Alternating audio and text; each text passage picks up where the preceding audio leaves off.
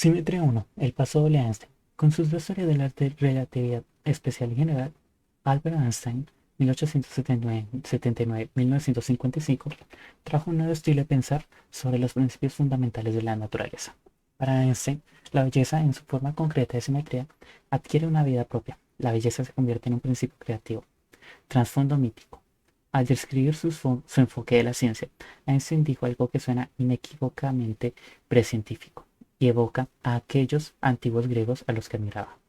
Lo que realmente me interesa es si Dios obtuvo alguna opción al crear el mundo. La insinuación de Einstein de que Dios o un artesano hacedor de mundos podría no haber tenido opciones habría escandalizado a Newton o a Maxwell. Encaja muy bien, sin embargo, con la búsqueda pitagórica de una armonía universal, o con el concepto platónico del ideal inmutable. Si el artesano no tenía elección, ¿por qué no la tenía? ¿Qué podría constreñir a un artesano hacedor de mundos? Una posibilidad es que el artesano sea en realidad un artista. Entonces la restricción sería el deseo de belleza. A mí me gusta inferir, y así lo hago, que Einstein pensaba en el estilo de nuestra pregunta: ¿encarna el mundo ideas bellas? Y que puso su fe en la respuesta sí. La belleza es un concepto vago, pero también lo eran ya puestos conceptos como fuerza y energía. Mediante el diálogo con la naturaleza, los científicos aprendieron a refinar el significado de fuerza y energía, a darles un uso coherente con importantes aspectos de la realidad. Del mismo modo, estudiando la obra del artesano, desarrollamos unos conceptos refinados de simetría y al final de belleza, conceptos que reflejan importantes aspectos de la realidad, al tiempo que permanecen fieles al espíritu de su uso en el lenguaje común. Relatividad especial. Galileo y Maxwell. Si Einstein era una reencarnación de Pitágoras, había aprendido mucho en el interín, gracias a muchos ciclos de reencarnación.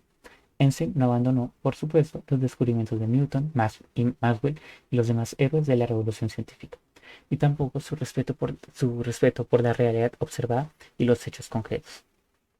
Richard Feynman llamó a Einstein un gigante, tenía la cabeza en las nubes, pero los pies en el suelo. En su teoría de la relatividad especial, Einstein reconcilió dos ideas de sus predecesores que parecían contradictorias. La observación de Galileo de que el movimiento total a velocidad constante deja inmutables leyes de la naturaleza. Esta idea es fundamental para la astronomía copernicana y está profundamente incorporada en la mecánica de Newton. La implicación de que se deriva de las ecuaciones de Maxwell de que la velocidad de la luz es un resultado directo de las leyes básicas de la naturaleza y no puede cambiar. Esta es una consecuencia inequívoca de la teoría electrodinámica de la luz de Maxwell, una teoría confirmada por el trabajo experimental de Hertz y muchos otros.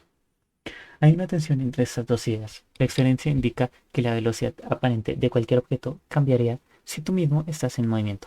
Aquiles alcanza la tortuga, e incluso la adelanta. ¿Por qué tendrían que ser diferentes los rayos de luz?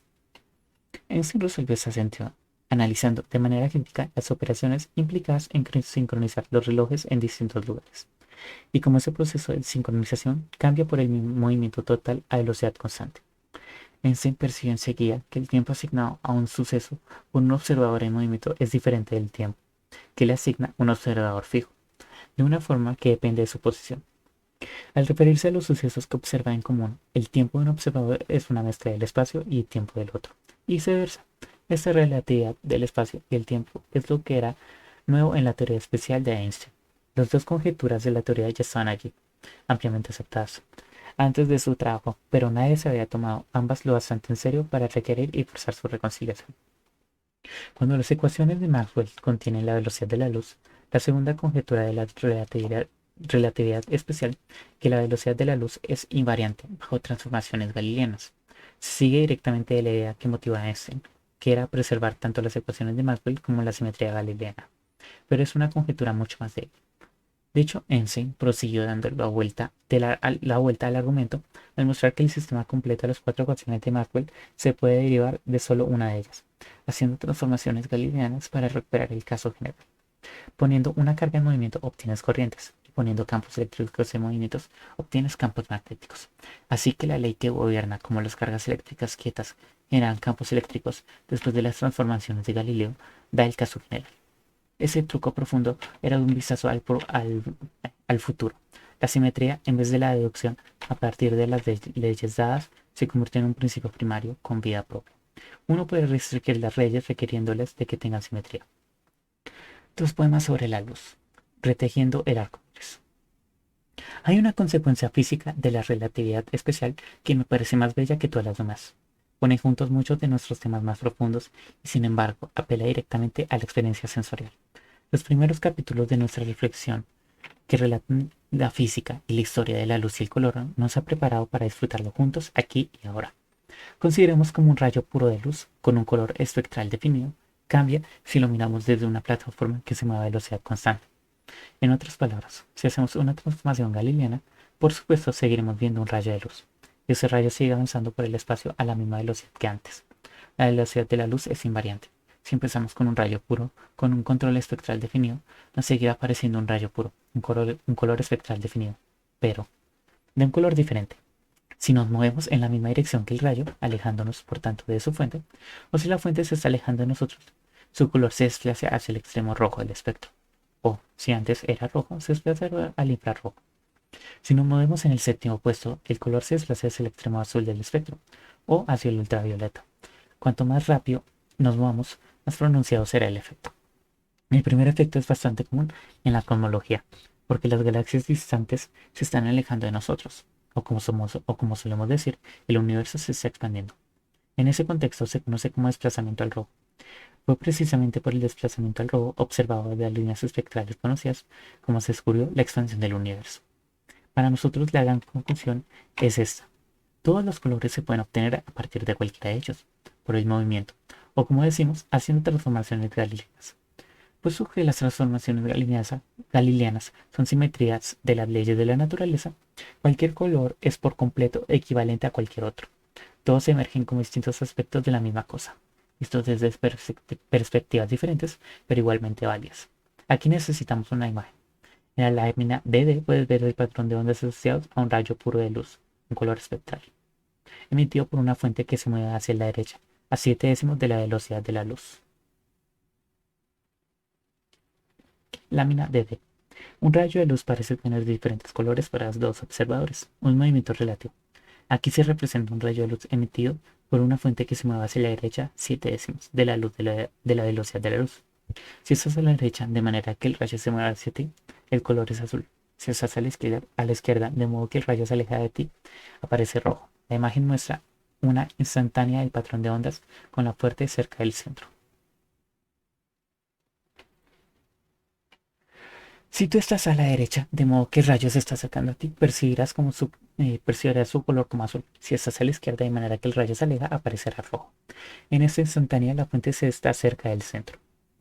Newton pensó que había probado que cada color espectral era inherentemente diferente de cualquier otro, y que ninguna alquimia podría transmutar uno en otro. El trabajo experimental de Newton estableció que la luz de cada color espectral persiste en ese color, pese a la refracción o muchos de otros procesos transformativos. Pero metió la pata. Solo con que Newton hubiera intentado correr entre sus primas a unas cuantas decenas de miles de metros por segundo, se habría dado cuenta de su error. No es más que una broma, por supuesto. Es bastante común, aunque horroroso, ver que los divulgadores y los observadores de la ciencia dicen cosas de ese tipo sinceramente, como si cualquier cosa distinta a la última verdadera teoría del todo fuera una basura. Es una versión en peso mosca del tipo de pensamiento que subyace en las ideologías intolerantes y totalitarias. El argumento real que quiero subrayar es justo el contrario. ¿Hasta qué punto eran casi correctas las teorías de Newton y lo muy útiles que siguen siendo? Aún así, es hermoso descubrir que hay otro capítulo en esa historia, que descubrimos una unidad profunda debajo de la diversidad de las apariencias y sujetándolas, debajo de la diversidad de las apariencias y sujetándolas. Todos los colores son una misma cosa, vista en distintos estados de movimiento. Esa es respuesta brillantemente poética de la ciencia a la queja de Keats de la ciencia desteje el arco iris, reanimando el color. La esencia física del color, como la esencia física del tono musical, es una señal que varía en el tiempo.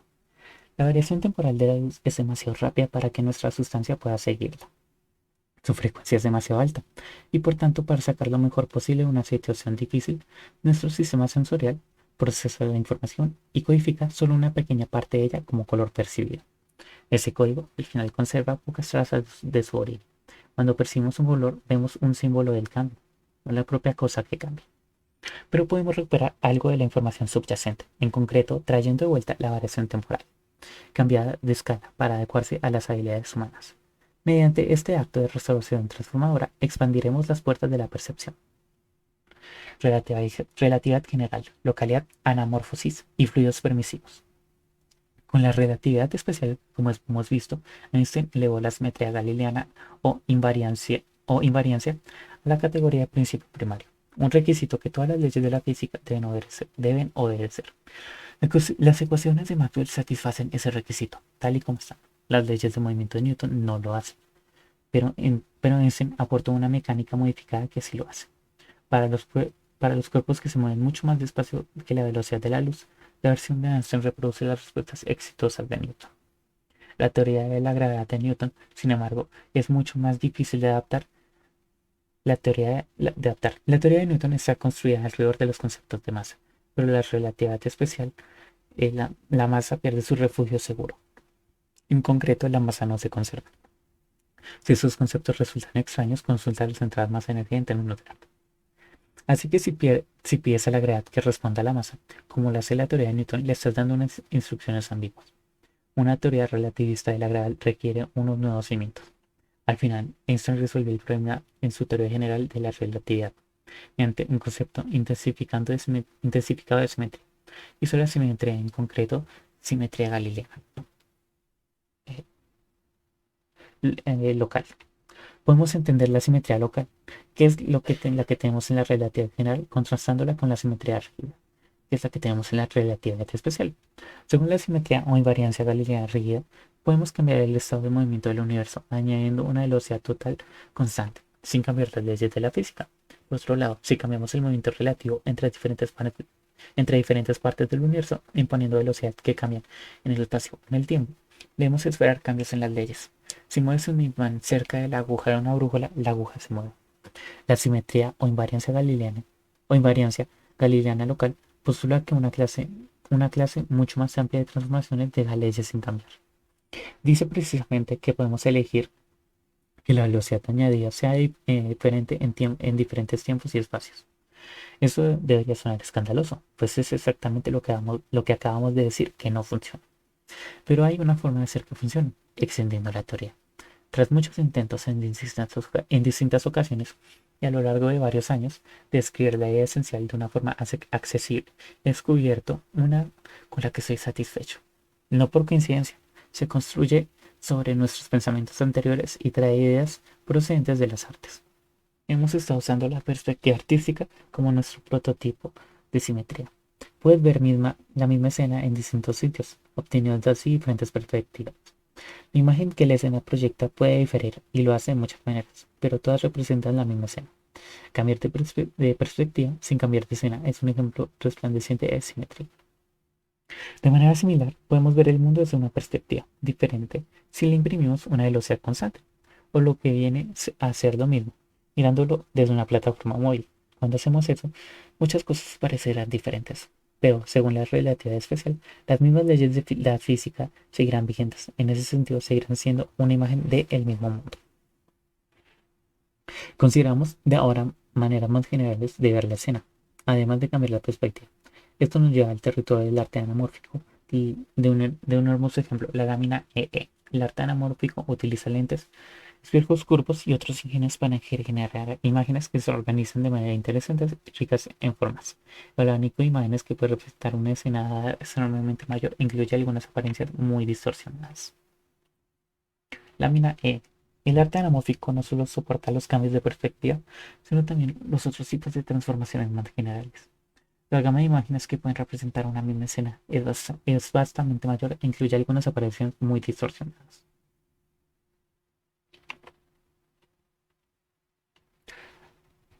Más físicamente, podríamos considerar la posibilidad de ver el mundo a través de un material translúcido, pero que tuerza la luz, el agua. Digamos, podemos incluso imaginar que el agua sea más densa en unos sitios que en otros, de modo que varíe el grado en que tuerce la luz. Es difícil hacer eso con el agua real, pero no importa. En esa situación, las imágenes que tomamos en distintos sitios pueden estar distorsionadas. y parecer realmente muy diferentes. Puede que nos parezcan difíciles de interpretar. Si no entendiéramos el efecto del agua, estaremos tentados a pensar que las imágenes representan diferentes escenas. Pero si sabemos del agua y reconocemos ese efecto, podemos contar muchas más posibles imágenes como representaciones válidas de nuestra escena. Podemos distribuir el agua de distintas formas. Por ejemplo, imitar el efecto de un espejo de feria. Incluso podríamos poner el agua en movimiento de modo que las imágenes también cambien también con el tiempo. En breve, imaginando un fluido que llena el espacio y reconociendo sus posibles efectos, podemos considerar una amplia variedad de imágenes transformadas como representaciones de la misma escena, vividas a través de diferentes estados del fluido. De forma similar, mediante la introducción de material exactamente apropiado en el espacio-tiempo, Einstein fue capaz de permitir que las distorsiones de las leyes físicas, que son introducidas por transformaciones galileanas que varían en el espacio y en el tiempo, se lograran como modificaciones del nuevo material. Ese material se llama el campo métrico, o como yo prefiero decir, el fluido métrico.